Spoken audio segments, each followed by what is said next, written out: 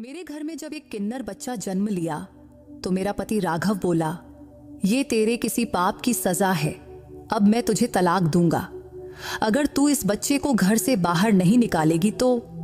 मैंने उस नन्ही जान को शिव मंदिर के बाहर रख दिया और राघव से कहा, मेरा भगवान जरूर कोई चमत्कार करेगा, फिर कल सुबह तक सब ठीक हो जाएगा। इस पर वो हंसा और बोला, ठीक है, सुबह तक का वक्त है तेरे पास, अगर कुछ नहीं हुआ तो मैं तुझे छोड़कर दूसरी शादी कर लूंगा। सुबह की आरती में अभी 10 मिनट बाकी थे, तभी मंदिर के लाउडस्पीकर पर एक घोषणा हुई। वो घोषणा सुनते ही मेरा पति जोर जोर 10 से रोने लगा। मैं मंदिर के एक कोने में बैठी आंसू पोंछ रही थी, हाथ जोड़कर भगवान से प्रार्थना कर रही थी। राघव बाहर खड़ा मुझे देखकर हंस रहा था। अब वो इतना क्रूर हो चुका था जितना पहले कभी नहीं था। वो लगातार बोलता जा रहा था, कुछ नहीं होगा, कुछ नहीं बदलेगा, तेरे जैसे औरतों का भगवान भी कुछ नहीं करता। और रही बात चमत्कार की, तो चमत्कार 3-4 घंटे में थोड़े होते हैं। मैं रोते रोते बस एक ही बात दोहरा रही थी, हे देवा, मेरी मदद कर और इस इंसान को दिखा कि तू क्या कर सकता है। तेरा न्याय सबसे सच्चा है। मेरे बच्चे के नाम पर आज तू अपना चमत्कार दिखा। मैंने उम्र भर तेरी भक्ति की है और तुझसे ही सब मांगा है। मैंने बहुत कुछ सहा है, इसलिए आज मैं तेरी भक्ति का फल मांगती हूँ। जितना मैं रोती गई उतना ही मेरा पति, सास और ननद मुझ पर हंसते गए। मैं पूरी तरह अकेली थी। मेरे पास भगवान शिव के सिवा कोई नहीं था। वक्त बीतता जा रहा था और उम्मीद धीरे धीरे खत्म होती जा रही थी। मैं उठने ही वाली थी कि आरती का समय हो गया। तब सुबह का उजाला फैलने लगा था। मैं सिर झुकाए रो रही थी। तभी मंदिर से हुई एक घोषणा ने सबके होश उड़ा दिए। मेरा दिल अचानक रुक सा गया। सबके चेहरे पर सन्नाटा छा गया।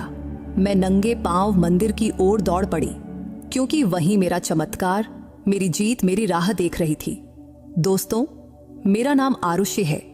रंग रूप से मैं बहुत सुंदर थी, पर मेरा नसीब कभी मेरे जैसा सुंदर नहीं रहा।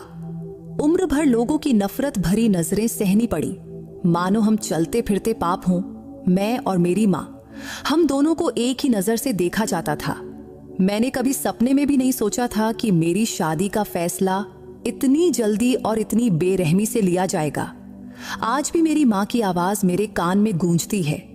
वो कहती थी, जिस लड़की का जन्म बाप के नाम के बिना होता है, उस पर इस दुनिया में कोई रहम नहीं करता। मैं उसकी बेटी थी, पर उसके लिए एक बोझ बन गई थी, एक ऐसी जिम्मेदारी जिससे वो जल्द से जल्द आजाद होना चाहती थी। मेरे बाप के बारे में घर में कभी साफ साफ नहीं बोला गया। बस इतना पता था कि वो कोई बड़े आदमी थे। कौन थे, कहाँ थे, किसी को नहीं पता। लोगों की जीभ पर एक ही बात रहती थी, मैं अवैध पैदा हुई हूं। बचपन से लेकर बड़ी होने तक यही अपमान सुनती आई और ये कलंक मेरे माथे पर हमेशा के लिए चिपक गया। गांव शहर की औरतें मुझे निशाना बनाने का एक भी मौका नहीं छोड़ती थीं। उनके ताने मेरे सीने में खंजर की तरह चुभते थे। लेकिन मैं क्या करती? मेरी माँ तो इन्हीं लोगों के बीच रहती थी, इन्हीं के घरों में काम करती थी और इन्हीं के ताने सहती थी। मुझे अपने बाप पर सबसे ज्यादा गुस्सा आता था, क्योंकि उन्हीं की वजह से हमारा जीवन ऐसा बना था। मैंने उन्हें कभी देखा नहीं था। अगर कहीं वो जिंदा होते तो शायद हमसे मिलते और फिर हमारा जीवन ऐसा न होता। एक दिन मेरी माँ ने कहा, तेरे लिए रिश्ता आया है। ये बात सुनते ही मेरे सीने में एक अजीब सी बेचैनी भर गई। जिस लड़के का रिश्ता आया था उसका नाम था राघव। मैंने उसका नाम भी पहले कभी नहीं सुना था। माँ ने बताया कि वह उम्र में मुझसे बहुत बड़ा है, देखने में भी खास ठीक नहीं, न पढ़ा लिखा है न कोई नौकरी है। ये सब सुनते ही मेरा दिल बैठ गया। और तो और, उसके पहले 2 शादियां भी हो चुकी थीं। उसकी दोनों बीवियां उसे छोड़कर चली गई थीं। उसके पास न पैसा था, न इज्जत, न संतान, फिर भी मेरे लिए उसका रिश्ता आया था। मेरी माँ ने बस इतना कहा, बेटी, जिन लड़कियों का जन्म बाप के नाम के बिना होता है उन्हें अच्छे रिश्ते कहाँ मिलते हैं। तेरे लिए तो ये एक ही आया है, इसलिए अब मैं देर नहीं करूंगी। मैंने विरोध किया। मैंने कहा, माँ, ये शादी मेरी जिंदगी बर्बाद कर देगी और मैं अपना जीवन यूं बर्बाद नहीं करना चाहती। तुम इसे मना कर दो। पर मेरी माँ ने मेरी एक न सुनी। उसने फिर अपनी दुख भरी कहानी दोहरानी शुरू कर दी। बोली, सबका जीवन बर्बाद होता है, तेरी माँ का भी तो हो ही चुका है। तेरा बाप मुझे छोड़कर चला गया था जब तू पैदा होने वाली थी। अब तेरा भी बर्बाद हो जाए तो मैं क्या करूं? उसके शब्द मेरे सीने में जहर की तरह उतर गए। क्या कि उसकी बातों में कड़वाहट थी, पर सच से भरी हुई थी। उसने भी जीवन में कभी सुख नहीं देखा था। जब मैं पैदा होने वाली थी तभी मेरे बाप ने उसे छोड़ दिया था। शादी हुई भी थी या नहीं, ये आज तक सवाल ही है। मेरी माँ को दुनिया भर के ताने और तकलीफें सहनी पड़ी। वह अनपढ़ थी। उसे लगता था कि जैसा अन्याय उसके साथ हुआ वैसा ही उसकी बेटी के साथ भी होना तय है। उसे ये समझ नहीं आया कि जो उसके साथ गलत हुआ उससे वह अपनी बेटी को तो बचा सकती है। उसके लिए तो यही सच था कि सबके साथ बुरा ही होता है, फिर मेरे साथ हो या तेरे साथ क्या फर्क पड़ता है। मेरी माँ ने अपनी पूरी जिंदगी मेरे लिए कुर्बान कर दी थी। दूसरों के घरों में काम किया, ताने सहती रही और हर सांस सिर्फ मेरे लिए ही ली। पर अब वह थक चुकी थी। उसे बस अब मेरी शादी करके अपनी आखिरी जिम्मेदारी से मुक्त होना था और उसके लिए यही एक रास्ता था, चाहे वह मुझे कहीं भी ले जाए। मेरे मन में 1000 सवाल उठे पर जवाब कोई नहीं था। मैंने माँ से कहा, माँ, तुमने कभी मेरे बारे में सोचा? मेरे सपनों के बारे में, मेरी इच्छाओं के बारे में, मेरे जीवन के बारे में? क्या ये सब तुम्हारे लिए कुछ मायने नहीं रखता? इस पर उसका जवाब था, नहीं बेटी, जिंदगी सपनों पर नहीं चलती, हकीकत को स्वीकार करना पड़ता है। फिर वह दिन आ गया जब मेरी शादी राघव से तय हो गई। वह दिन मैं कभी नहीं भूल सकती। मेरी माँ ने मेरी शादी की तैयारी ऐसे की जैसे वह अपनी जिंदगी का सबसे बड़ा बोझ उतार रही हो। जब उसने मुझे गले लगाया तो उसके आंखों में प्यार नहीं, एक अजीब खालीपन था। वह बार बार कहती रही कि वह मेरे लिए प्रार्थना करेगी, पर उसके शब्दों में सच्चा यकीन नहीं था।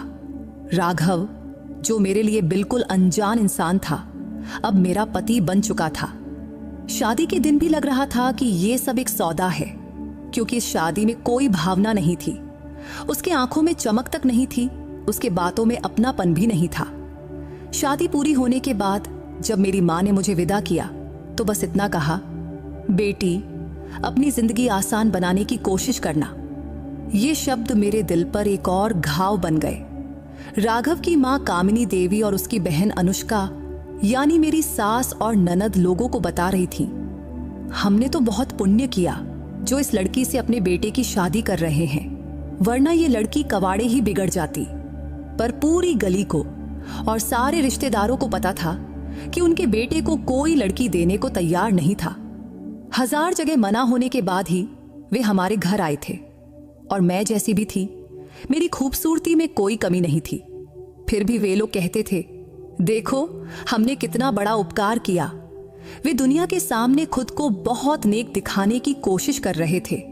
पर मेरे मन में बस एक ही सवाल था, तुम्हें किसने कहा कि मेरे घर रिश्ता लेकर आने को? अगर तुम लोग नहीं आए होते तो शायद आज मेरी जिंदगी बच जाती और एक क्रूर इंसान से मेरी शादी न होती। खैर, मेरी शादी की पहली रात बहुत भयानक थी। जब मुझे होश आया तो मैं सिटी के प्राइवेट हॉस्पिटल में थी। डॉक्टर और नर्सें मुझे देखकर दंग रह गए कि इतनी सुंदर लड़की की ऐसी हालत किसने की। मैं चुपचाप लेटी हुई छत की ओर देख रही थी। डॉक्टर ने पूछा, तुम्हारे माँ बाप को कुछ पता है या नहीं है? मैंने थके हुए स्वर में कहा, उन्होंने तो बस मेरी शादी कर दी थी, अब वे मेरे लिए क्या करेंगे? उन्होंने कहा था, अब तू उनके घर की हो गई, अब तू अपना जीवन काट। डॉक्टर ने कहा, मेरे पास एक महिला सहायता केंद्र का नंबर है, मैं तुझे उनकी संचालिका का नंबर देती हूँ, वो तुझे यहाँ से सुरक्षित ले जाएंगी। हमने पहले भी 5-7 औरतों की मदद की है। फिर वो रुक कर बोली, लेकिन सोच ले, 5-7 तो हजारों में से होती हैं और हजारों औरतों को मदद चाहिए होती है, पर डर की वजह से वे बोल नहीं पाती, सिर्फ 1-2 ही हिम्मत दिखा पाती हैं। अगर तुझ में हिम्मत हो तो हम तुझे वहां भेज देंगे। इस पर मैंने धीरे से कहा, मुझे किसी का नंबर नहीं चाहिए, क्योंकि अकेली औरत के नसीब में यहाँ बस दुख तकलीफ ही लिखा होता है, इसलिए छोड़ो ये सब। इस पर डॉक्टर ने ठंडी सांस ली और बोली, ठीक है, जैसी तेरी मर्जी। जब मैं हॉस्पिटल से डिस्चार्ज होकर घर लौटी तो मेरे सामने बर्तनों का ढेर रख दिया गया। किसी को ख्याल भी नहीं आया कि मैं अभी नई दुल्हन हूं, बल्कि ऐसा लग रहा था कि मुझे यहाँ बहू बनाकर नहीं, नौकरानी बनाकर लाया गया है। घर में इतना काम था कि मैं सुबह से रात तक काम में डूबी रहती और मेरी ननद और सास बिस्तर पर बैठी आराम करती। नाश्ता पानी खाना सब मैं ही उनके बिस्तर तक लेकर जाती। सबसे बुरी बात यह थी कि इतना करने पर भी वे कभी मेरी तारीफ नहीं करती, बल्कि जब मेरा पति राघव घर आता तो सास ननद दोनों कहती, हम तो सुबह से काम कर रहे हैं, ये रानी साहिबा बस बैठी रहती हैं। फिर वो या तो हाथ उठाता या जुबान से मेरे दिल पर घाव देता। पड़ोस की औरतें एक बार मुझसे बोली, इस घर से पहले भी 2 लड़कियां इसी तरह भाग गई थी, क्योंकि ये लोग बहू का जीना हराम कर देते हैं। देखते हैं अब तू कितने दिन टिकती है। इस बात पर मैं क्या कहती, क्योंकि मेरे पीछे मायका था नहीं और आगे पति छोड़े तो कहां जाती। इसलिए शादी के बाद मेरा जीवन ठीक वैसा ही हो गया जिसका मुझे हमेशा डर लगता था, क्योंकि राघव क्रूर और स्वार्थी निकला। मेरे लिए हर दिन मुश्किल था, फिर भी अपनी मां की कही बात याद रखती थी। जिंदगी आसान नहीं होती, वो बात मेरी हकीकत बन चुकी थी, क्योंकि जब औरत पूरी तरह फंस जाती है तो अक्सर उसे बुरा पति और बुरा ससुराल ही मिलता है। फिर वो बस यही सोचती है, काश उसे एक बच्चा होता, अपना बच्चा, जिससे वह प्यार कर सके, जिसके साथ खेल सके, जो उसका सहारा बने। पर यही मेरी सबसे बड़ी गलती साबित हुई कि मैं भी यही सब सोचने लगी और मां बनने की प्रार्थना करने लगी। वैसे मेरे पति राघव की पिछली 2 बीवियों से उसे कभी संतान नहीं हुई थी, इसलिए मैं सपने में भी नहीं सोच सकती थी कि मेरे जीवन में ऐसा पल भी आएगा और जो इंसान हमेशा मेरे प्रति कठोर रहा वह अचानक मेरे लिए नरम पड़ जाएगा। जब डॉक्टर ने मुझसे कहा कि मैं मां बनने वाली हूं तो मेरे सीने में एक साथ खुशी और डर दोनों उमड़ आए। लेकिन अपने पति का चेहरा देखकर मैं दंग रह गई, क्योंकि उसके चेहरे पर सच्ची खुशी थी। डॉक्टर के कमरे से बाहर निकलते ही उसने मेरा हाथ थामा। वो पल मुझे सपने जैसा लगा था, क्योंकि उसके हाथ में पहली बार कोमलता थी। वह प्यार से बोला, धीरे चल, कहीं तुझे कुछ हो गया तो। ये सुनकर मैं हैरान रह गई, क्योंकि जिस इंसान के दिल में मेरे लिए कभी कोई भाव था ही नहीं, उसमें ये ममता अचानक कहां से आ गई। घर लौटते ही उसने अपनी मां और बहन को बुलाया। तब उसकी आवाज में वही सख्ती थी जो वह मुझ पर दिखाता था, पर इस बार वो सख्ती मेरे हक की थी। उसने कहा, खबरदार, अब अगर किसी ने मेरी बीवी को तंग किया तो अच्छा नहीं होगा, क्योंकि ये मां बनने वाली है और ध्यान रहे, इसका पूरा ख्याल रखा जाएगा। ये शब्द मुझे सपने जैसे लगे, ऐसा सपना जो मैंने कभी सच होते नहीं देखा था।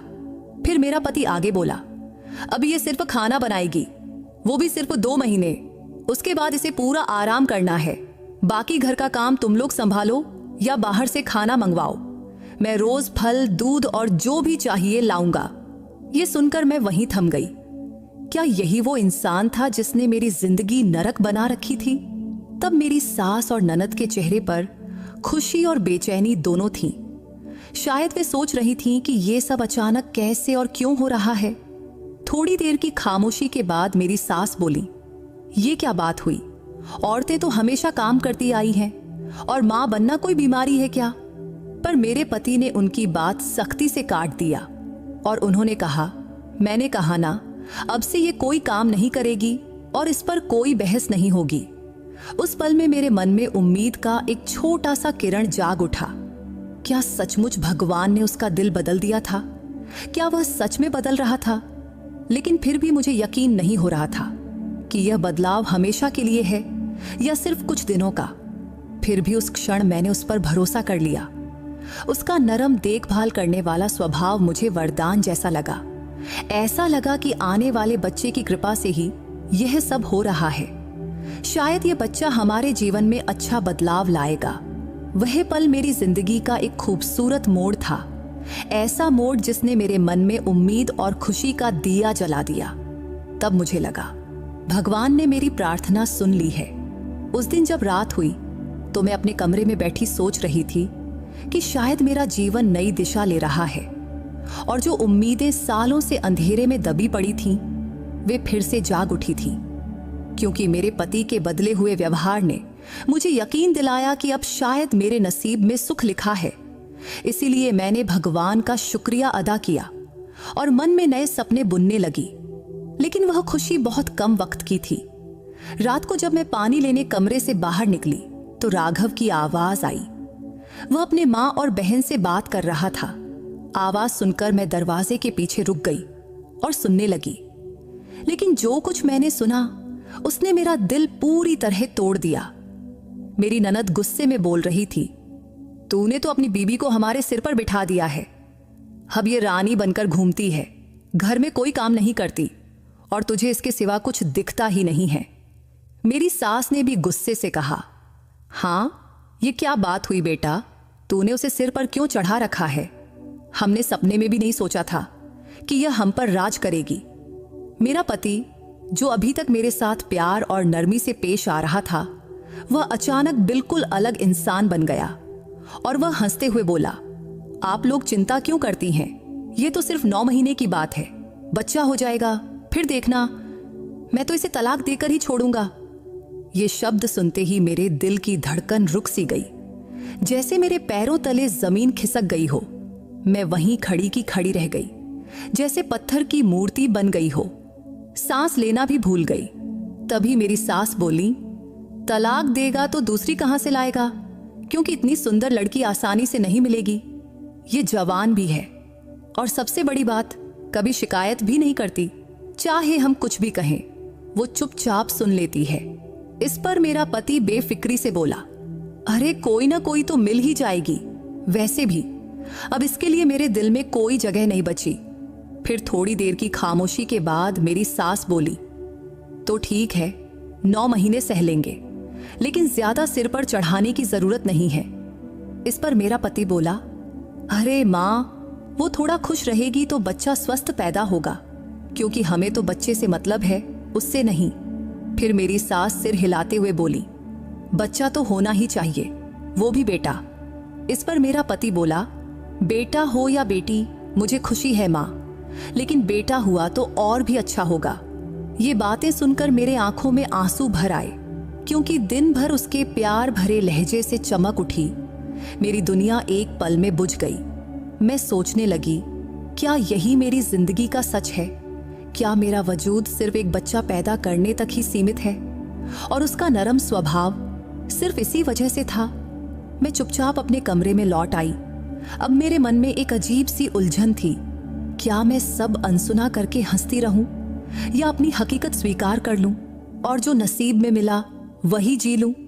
उस रात मुझे नींद नहीं आई, क्योंकि मेरे पति के शब्द बार बार मेरे कानों में गूंजते रहे, हमें तो बच्चे से मतलब है, उससे नहीं। ये बात मेरे सीने में खंजर की तरह चुभ गई थी। अगली सुबह उठते ही मैंने एक पक्का इरादा कर लिया कि मैंने पहले भी कहा था ना कि जिंदगी आसान नहीं होती, लेकिन हिम्मत कभी नहीं छोड़नी चाहिए। और मुझे पता था कि मेरे लिए यह आसान नहीं होगा।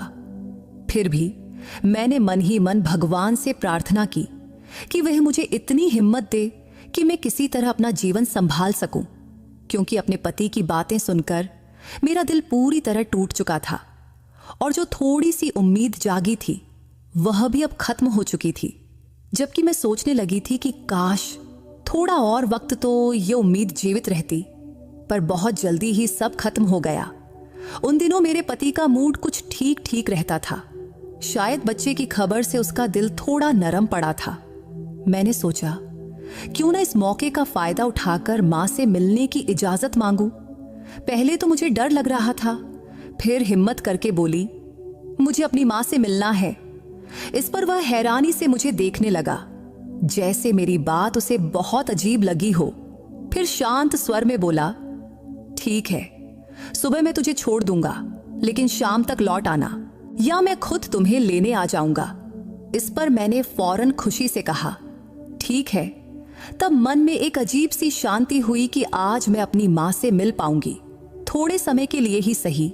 वही मां जो हमेशा मेरे लिए मजबूत सहारा बनने की कोशिश करती थी। हमारे रिश्ते में दूरी आ गई थी, फिर भी वह मेरी माँ ही थी। उसी माँ ने मुझे इस कठोर रिश्ते में धकेला था, फिर भी वह मेरे दिल के सबसे करीब थी।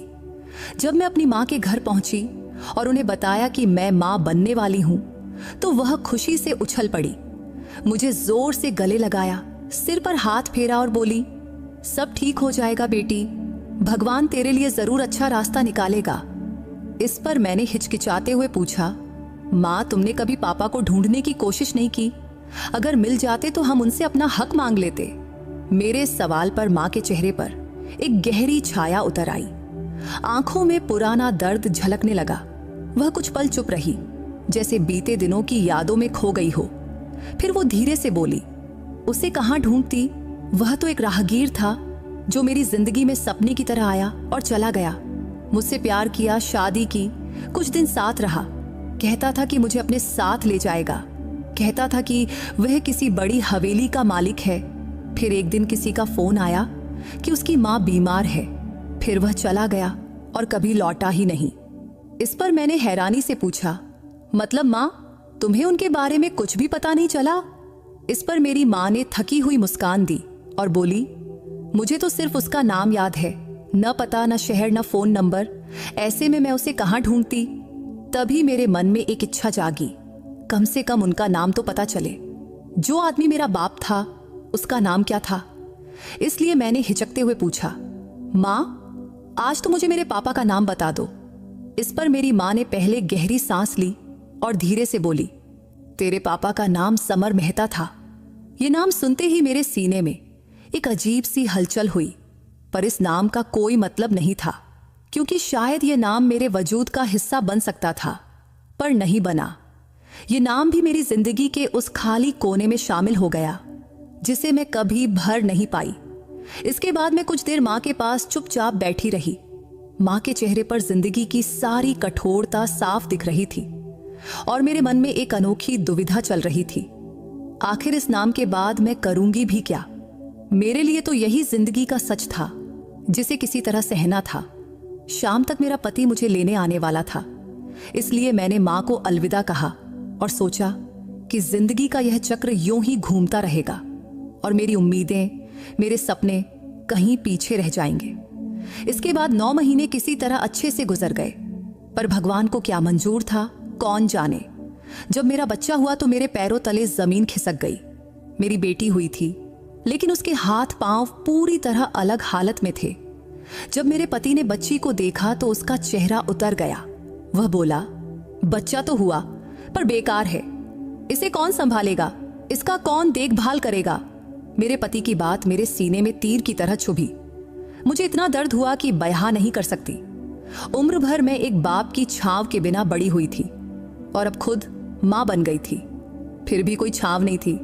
मैंने कहा, ठीक है, आपको नहीं चाहिए तो मैं इसे मंदिर के बाहर रखाती हूं, कोई उठा लेगा या भगवान कोई रास्ता निकालेगा। इस पर मेरा पति ठंडे लहजे में बोला, बहुत अच्छा सोचा तूने, मुझे तो इसे घर में रखना ही नहीं था, अब जा मंदिर के बाहर रखा। मेरी सास ननद भी कठोर बोल बोलती रहीं। उनके बोल मेरे दिमाग को सुन्न कर रहे थे और फिर मैंने वह भयानक दर्दनाक फैसला ले लिया। रात की सन्नाटे में मैंने अपनी नन्ही निष्पाप बेटी को शिव मंदिर के बाहर रख दिया। लौटकर आई तो मेरा पति बोला, बहुत अच्छा किया तूने। इस पर मैंने जवाब दिया, भगवान जरूर कोई ना कोई रास्ता दिखाएंगे। वह हंसकर बोला, अरे वाह, तुझे अपने भगवान पर बहुत यकीन है लगता है। अच्छा चल, देखते हैं तेरा भगवान क्या करिश्मा करता है। उसने मुझे सुबह की आरती तक का वक्त दिया था। वह बोला, अगर उस वक्त तक कोई चमत्कार न हुआ तो तू भी इस घर से निकल जाएगी। मैंने पूजा की थाल सजाई। मेरी जिंदगी में कोई नहीं था, न अपना, न साथी, न दोस्त, सिर्फ भगवान था। तो मैं उसी से मदद मांग रही थी। पूजा में बैठकर मैं जोर जोर से रोकर भगवान से प्रार्थना करने लगी। उधर घर के सारे लोग मुझ पर हंस रहे थे, यह कहकर कि रोने धोने से कोई चमत्कार नहीं होने वाला। रात होती जा रही थी, मन में एक अजीब सी बेचैनी थी। जब मैं अपनी बेटी को मंदिर के बाहर रखकर आई थी तो जैसे सीने पर पत्थर रख दिया गया हो। लेकिन घर लौटते ही पति के शब्दों ने मेरे पूरे वजूद को तोड़ दिया। उसने कहा, बहुत अच्छा किया तूने, वरना मुझे तो इसे घर में रखना ही नहीं था। अब देखते हैं तेरा भगवान कोई करिश्मा दिखाता है या नहीं। उसने सुबह की आरती तक का वक्त दिया था। अगर कुछ न हुआ तो मुझे भी घर से निकाल दिया जाएगा। उसी में मेरी ननद और सास भी ताने मार रही थीं। दोनों हंस रही थीं और मुझे ऐसी नजरों से देख रही थीं जैसे मैं कोई पागल औरत हूं। उनके व्यवहार ने मेरी आखिरी उम्मीद को भी डगमगा दिया था। लेकिन मेरे मन में एक बात बिल्कुल साफ थी, भगवान से बड़ा कोई नहीं। मैंने फिर पूजा की दीप जलाई और भगवान के सामने हाथ जोड़े बैठ गई। मेरे आंखों से आंसू बह रहे थे और होठों से अपने आप प्रार्थना निकल रही थी। हे भगवान, तू सब जानता है, मेरी मजबूरी, मेरे दिल की हालत। मेरी बेटी पर दया कर, इससे बचा ले। मेरा स्वर ऊंचा हो गया था और घर वाले मेरी हालत पर हंस रहे थे। मेरा पति बोला, चिल्ला चिल्ला कर रोने से कुछ नहीं होगा, भगवान ऐसे करिश्मा नहीं दिखाता। मेरी सास तंज कसते हुए बोली, बहुत बड़ी भक्त बनती है, देखते हैं इसका भगवान कुछ करता भी है या नहीं। लेकिन मैं अब दूसरे लोक में थी। मेरी प्रार्थना रुकने का नाम नहीं ले रही थी। दिल की गहराई से सिर्फ एक पुकार निकल रही थी, हे भगवान, मेरी निष्पाप बेटी को किसी तरह बचा ले। रात का हर पल मेरे लिए प्रलय जैसा लग रहा था। सुबह नजदीक आ रही थी और मेरी हिम्मत टूटती जा रही थी। मन में डर था, अगर चमत्कार ना हुआ तो क्या होगा? क्या सचमुच मुझे इस घर से निकाल देंगे? क्या मेरी बेटी हमेशा के लिए अंधेरे नसीब की शिकार बन जाएगी? मेरे पति का हास्य अभी भी कानों में गूंज रहा था। वह अपनी मां से कह रहा था, ये अब किसी काम की नहीं रही, कल ही इसे घर से निकाल दो, मैं एक सुंदर लड़की ढूंढ लूंगा। मेरी सास भी उसका साथ दे रही थी। तू चिंता मत कर बेटा, मैं तेरे लिए ऐसी बहू लाऊंगी कि सब दंग रह जाएंगे। ये तो अब किसी काम की नहीं रही। उनके ये शब्द मेरे सीने में पानी की तरह उतरते रहे। फिर भी मैं शांतिपूर्वक पूजा पर बैठी रही और रोते रोते भगवान से प्रार्थना करती रही। रात का काफी वक्त बीत चुका था, सुबेर होने वाली थी। बाहर अंधेरा कम हो रहा था, लेकिन मेरे मन का अंधेरा और गहरा होता जा रहा था। तभी मेरा पति फिर ताना मारते हुए बोला, कुछ नहीं होने वाला, जा, अब तू अपना सामान बांध ले, सुबह तू इस घर से निकल जाएगी। लेकिन मैंने माथा भगवान के सामने जमीन पर पटकते हुए प्रार्थना करने लगी, हे भगवान, ये दुनिया अब मेरे लिए नहीं रही, तू ही मेरा सहारा है, इसलिए मेरी बेटी के लिए कुछ कर, कोई चमत्कार दिखा, वरना हम दोनों माँ बेटी को मौत दे। तभी अचानक मंदिर में एक घोषणा, एक ऐलान गूंजी। एक व्यक्ति जिनका नाम समर मेहता है, अपने साथ एक छोटा सा बच्चा लिए हुए हैं और वे पूछ रहे हैं कि क्या कोई इस बच्चे को पहचानता है? अगर कोई पहचानता हो तो तुरंत मंदिर में आए। ये घोषणा सुनते ही मेरी सांसें थम गई। ये नाम सुनते ही मेरा दिल जोर जोर से धड़कने लगा। समर मेहता, यही वह नाम था जो मां ने सालों बाद मुझे बताया था, यानी मेरे पापा का नाम। मुझे लगा जैसे पैरों तले जमीन खिसक गई। मेरे पति और सास हैरानी से मुझे देखने लगे, लेकिन मैंने किसी की परवाह नहीं की और नंगे पांव दौड़ने लगी। अब मेरे दिमाग में सिर्फ एक ही बात गूंज रही थी, मेरी बेटी और मेरे पापा। पूरी रात के आंसुओं के बाद लगा जैसे भगवान ने मेरे लिए दरवाजा खोल दिया हो। मेरा मन डर और उम्मीद के बीच कांप रहा था, लेकिन मेरे कदम रुकने को तैयार नहीं थे। सांसें फूल रही थीं, पर मैं रुकने वाली नहीं थी। जब मैं मंदिर पहुंची तो दरवाजे पर रुककर अंदर झांकी तो वहां एक बुजुर्ग व्यक्ति खड़े थे। उनका चेहरा दया और तेज से भरा हुआ था। उनकी गोद में मेरी बेटी थी और मैंने उन्हें पहचान लिया कि वो मेरे पापा थे। मेरी आंखों से आंसुओं की धार बह निकली। मैं धीमे कदमों से उनके पास गई और जोर से बोली, ये बच्ची मेरी है और आप मेरे पापा हैं। मंदिर में मौजूद सभी लोग हैरानी से मुझे देखने लगे। मेरे पापा ने मेरी ओर देखा। उनकी आंखों में आश्चर्य और अपार प्यार था। वे बोले, तू मेरी बेटी है। तभी मैं रोते हुए उनके पास गई और उनके पैरों पर गिर पड़ी। फिर मेरे होंठों से सिर्फ इतना ही निकला, पापा, मैं हूं आपकी बेटी। उन्होंने मुझे उठाया, मेरे आंसू पोंछे और बोले, मैंने तुझे और तेरी मां को बहुत ढूंढा बेटी, लेकिन तुम लोग कभी मिली ही नहीं। लेकिन आज भगवान ने हमारी मुलाकात करवा दिया। वह पल मेरे लिए चमत्कार से कम नहीं था। मेरी बेटी अब उनकी गोद में थी और मेरी प्रार्थना पूरी हो चुकी थी। लेकिन जब मैंने अपनी बेटी को ध्यान से देखा तो मेरी आंखें आश्चर्य से फैल गईं। उसके हाथ पांव अब पूरी तरह ठीक हो चुके थे। वह बिल्कुल स्वस्थ थी। मैंने उसे सीने से लगाया और भगवान के सामने सिर झुकाकर शुक्रिया अदा किया। तभी मेरे पापा बोले, मैं तुम दोनों को ढूंढते ढूंढते यहां आया था। रात हो गई तो मंदिर में ही रुका और अपने पापों की माफी मांगी। तभी मुझे यह बच्ची दिखी तो मैंने घोषणा करवाई कि इसका परिवार मिल जाए। मुझे कहां पता था कि यह मेरी अपनी नातिन है। इसके बाद मैंने उन्हें सब कुछ बता दिया कि माँ ने मजबूरी में कैसे मेरी शादी कर दी, फिर उन लोगों ने मेरे साथ कैसा व्यवहार किया। मेरी दुख भरी बातें सुनकर पापा के चेहरे पर गुस्से की लकीरें उभर आईं। उनके चेहरे पर गुस्सा तो था, लेकिन वह गुस्सा एक ऐसे आदमी का था जो अपनी बेटी पर हुई बेइज्जती को सहन नहीं कर सकता। और उनका रौब, उनकी शान सब एक साथ उभर आए। उन्होंने मेरा हाथ थामा और मेरी बेटी को अपनी चादर में लपेटे और बोले, चल मेरे साथ। मैंने पूछा, कहाँ? तो उन्होंने कहा, बस चल, सब पता चल जाएगा। फिर वे मुझे उसी घर ले आए जहां मेरा पति राघव, सास और ननद थे। उन्हें देखकर सब दंग रह गए कि मैं एक अनजान आदमी के साथ आई हूं और वह आदमी मेरा बाप था। मेरा पति मेरी बेटी को देख रहा था, जो अब पूरी तरह स्वस्थ थी और आंखें खोलकर सबकी ओर देख रही थी। मैंने उसे कहते सुना था कि अगर बेटी भी हुई तो मुझे बहुत खुशी होगी। और अब जब वह बेटी को ठीक देखकर पिघलने लगा था और मेरे पास आने लगा, तभी मेरे पापा ने हाथ के इशारे से उसे रोक दिया। हम गाड़ी से आए थे। पापा के साथ उनके 3 आदमी भी थे। शायद वे उनके अंगरक्षक थे। वे साधारण इंसान नहीं थे। उनके व्यवहार और व्यक्तित्व से सबके चेहरे पर आश्चर्य और अविश्वास छा गया था। तभी पापा ने एक ऊंची आवाज के साथ कहा, मेरा नाम समर मेहता है और हमारा खानदान बड़े घराने में गिना जाता है। मैं न जाने कितनी जमीन और संपत्ति का मालिक हूं, और तू अगर मेरी बेटी का पति है और मेरा दामाद, जो अभी तक आराम से बैठा था। इतना सुनते ही मेरा पति तुरंत नम्रता से खड़ा हो गया और डरते हुए बोला, जी, ये मेरी बीबी है और ये मेरी बेटी। तभी पापा के चेहरे पर गुस्से की लकीरें और गहरी हो गईं। फिर उन्होंने कठोर स्वर में पूछा, तो ये बेटी तेरी है, फिर मंदिर में ये क्या कर रही थी और तूने मेरी बेटी पर हाथ कैसे उठाया? इस पर मेरे पति का चेहरा सफेद पड़ गया। वह कुछ बोल भी न सका, बस चुप खड़ा रहा।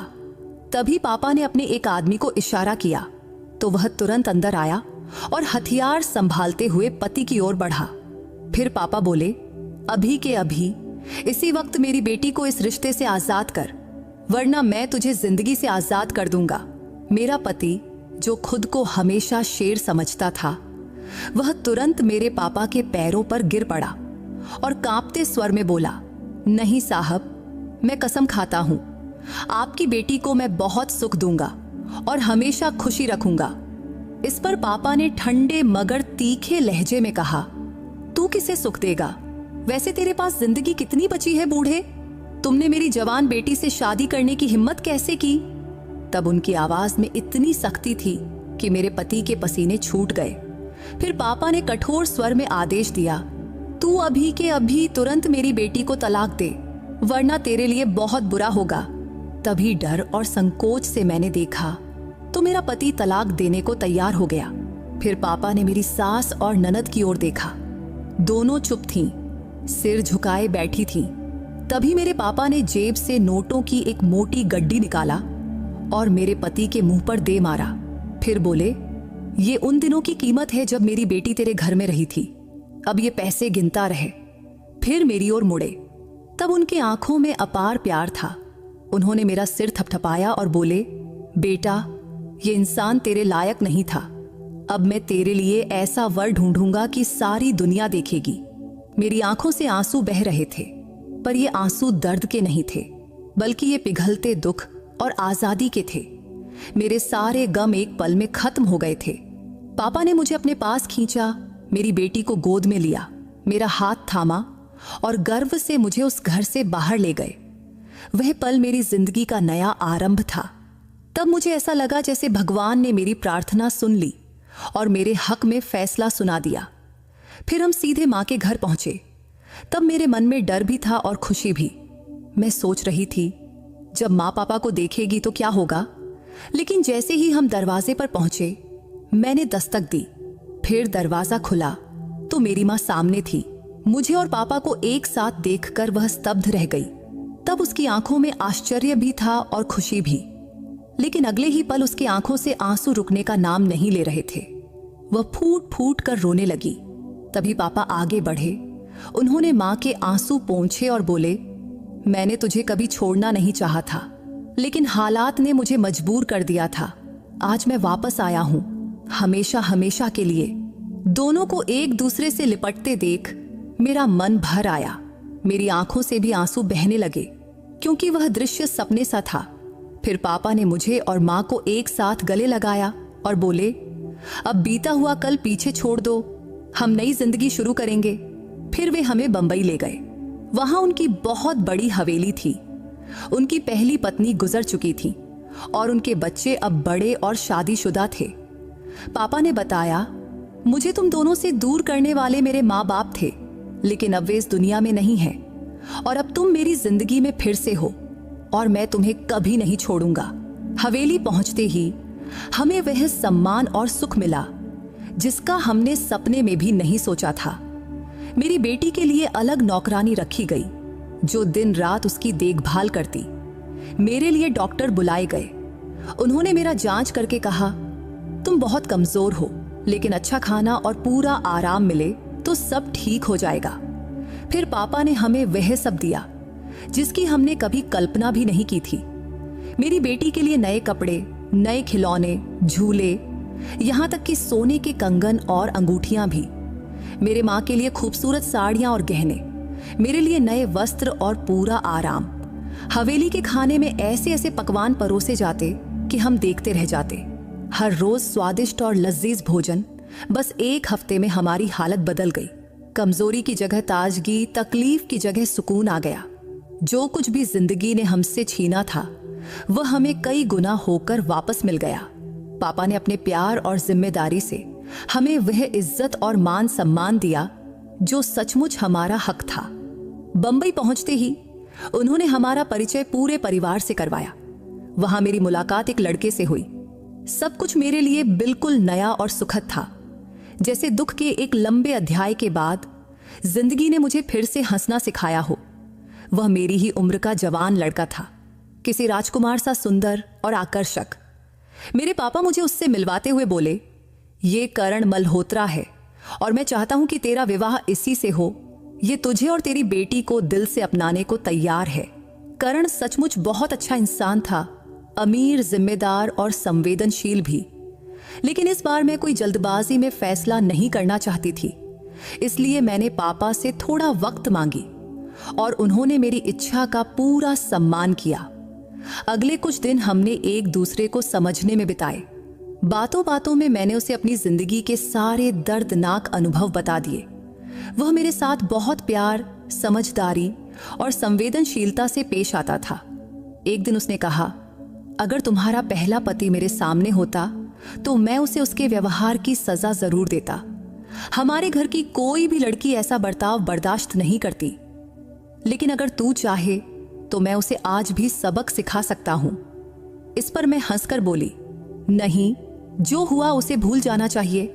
हम अपनी जिंदगी आगे बढ़ाएं और बीता हुआ पीछे छोड़ दें। इसके बाद करण और मुझ में गहरी दोस्ती हो गई। वह सिर्फ मुझसे ही नहीं, मेरी बेटी से भी बहुत प्यार करने लगा। उसे गोद में लेकर घंटों खेलता और उसकी छोटी छोटी बातों से मुझे अपार खुशी मिलती। पापा ने मेरी बेटी का नाम अनन्या रखा था और उसके लिए हर संभव सुविधा उपलब्ध कर दी थी। एक दिन करण ने मुझसे कहा, मैं तुम्हारा राह हमेशा देखता रहूंगा। जब तुम कहोगी तभी हम शादी करेंगे। चाहे जितना भी वक्त ले लो, ये फैसला पूरी तरह तुम्हारा होगा। उसकी यह बात मेरे दिल की गहराई तक छू गई। उसका सच और उसका प्यार धीरे धीरे मेरे दिल में जगह बनाने लगा। कुछ दिनों बाद मैंने मन की आवाज सुनी और हाँ कह दिया। फिर मेरे पापा ने बहुत खुशी से हमारा विवाह करवा दिया। ये मेरे लिए एक नई जिंदगी की शुरुआत थी करण के साथ। अब मेरी जिंदगी खुशियों से भर गई। वह मेरी बेटी के लिए एक आदर्श पिता बन गया और मेरे लिए ऐसा साथी जो मेरे सारे दुख समेटकर मुझे खुशियों की रोशनी में खड़ा कर देता था। शादी के बाद मुझे समझ आया कि जब कोई मर्द सचमुच दिल से प्यार करता है तो वह औरत को कितना सम्मान और अपनापन देता है, क्योंकि वह मेरे हर दुख और हर मुस्कान का हिस्सा बन गया था। मुझे जरा सी भी तकलीफ होती तो वह बेचैन हो जाता। उसके प्यार और देखभाल का अंदाज ऐसा था कि कई बार मुझे लगता कि शायद मैं सपना देख रही हूं। मेरे पापा ने सच कहा था कि वे मेरा विवाह किसी राजकुमार से करेंगे और करण ने मुझे सचमुच राजकुमारी की तरह रखा। अब मेरी जिंदगी खुशियों से भरी हुई थी और मैं हर पल भगवान का शुक्रिया अदा करती थी। मेरी माँ भी अब पापा के साथ बहुत खुश थी, पहले से कहीं ज्यादा सुकून और खुशी से भरी हुई थी, जैसे मैं बचपन में सपनों में उन्हें देखा करती थी। पापा ने माँ से कहा था, अब हर दिन मन मुताबिक जियो, हाथों में रंग बिरंगी चूड़ियां पहनो, सज संवर कर अपना जीवन सुंदर बनाओ। जो वक्त हम एक साथ नहीं जी पाए, अब आखिरी सांस तक जी लेंगे। मेरे पापा सचमुच हीरो थे। तब हालात ने कभी हमें एक दूसरे से दूर किया था, तो अब उन्होंने सारी रुकावटें हटा दी और हमें अपनी जिंदगी का हिस्सा बना लिया। जिंदगी में हर इंसान को तरह तरह की मुश्किलें और तकलीफें झेलनी पड़ती हैं। कभी कभी हालात इतने कठिन हो जाते हैं कि इंसान को खुद को संभालना भी मुश्किल लगता है। वह खुद को अकेला और लाचार समझने लगता है। वैसे मुश्किलें और रुकावटें हर किसी की जिंदगी का हिस्सा हैं, लेकिन जब जिंदगी में कठिन वक्त आता है तो हमें याद रखना चाहिए कि भगवान की कृपा और मदद से बड़ा कुछ भी नहीं है। जितना हम भगवान पर भरोसा रखते हैं, उतना ही वह हमारी मदद करता है और अपने दया करुणा से हमारे दुख दूर करते हैं। भगवान से हमारा रिश्ता ऐसा है जो कभी नहीं टूटता। जो इंसान ईश्वर की मदद पर यकीन रखता है, भगवान उसकी जरूर मदद करते हैं। ये सच है कि दुनिया के सारे सहारे अस्थायी हैं। अगर इंसान सिर्फ अपनी ताकत, पैसे या दूसरों पर निर्भर रहेगा तो कुछ समय बाद वह थककर निराश हो जाता है, क्योंकि दुनिया के लोग और चीजें एक सीमा तक ही साथ देती हैं और आखिर में इंसान को अकेले ही चलना पड़ता है। लेकिन भगवान का साथ हमेशा हमारे साथ रहता है। बस शर्त एक ही है, हम उस पर सच्चा विश्वास रखें और सच्चे मन से उससे मदद मांगे। जब जिंदगी में भयंकर मुश्किलें आती हैं तो कभी कभी इंसान सोचता है कि वह अकेला है और उसकी मदद करने वाला कोई नहीं। लेकिन अगर वह भगवान की ओर मुड़े, सच्चे दिल से प्रार्थना करे और उनकी मर्जी के अनुसार चलने की कोशिश करे तो भगवान जरूर उसकी मदद करते हैं। क्योंकि जब हम भगवान से मदद मांगते हैं तो वह सही समय पर हमारी प्रार्थना का जवाब देते हैं। उनका रास्ता हमारे सोच से अलग हो सकता है, लेकिन उनका हर फैसला हमारे भले के लिए ही होता है। जब हम भगवान को ही अपना सबसे बड़ा सहारा मान लेते हैं तो हमें दुनिया की किसी भी चीज की कमी महसूस नहीं होती, क्योंकि भगवान की कृपा और आशीर्वाद से हम हर मुश्किल का सामना कर सकते हैं। भगवान वादा है कि वह अपने भक्तों को कभी अकेला नहीं छोड़ते। जो लोग उनकी मर्जी के अनुसार जिंदगी जीने की कोशिश करते हैं, भगवान उनकी प्रार्थना जरूर स्वीकार करते हैं और उन पर अपनी असीम कृपा बरसाते हैं। लेकिन जो लोग सिर्फ दुनिया के सहारे पर यकीन रखते हैं और भगवान को भूल जाते हैं, उन्हें हमेशा अंदर से गहरा अकेलापन महसूस होता है, क्योंकि मुश्किल वक्त में उन्हें कहीं से सहारा नहीं मिलता।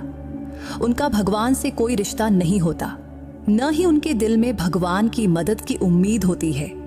इसलिए वे हमेशा खाली और अधूरे से लगते हैं। मैं आज अपनी जिंदगी में बहुत खुश हूं। अब मेरे पास ऐसा कुछ नहीं जिसकी कमी मुझे महसूस हो।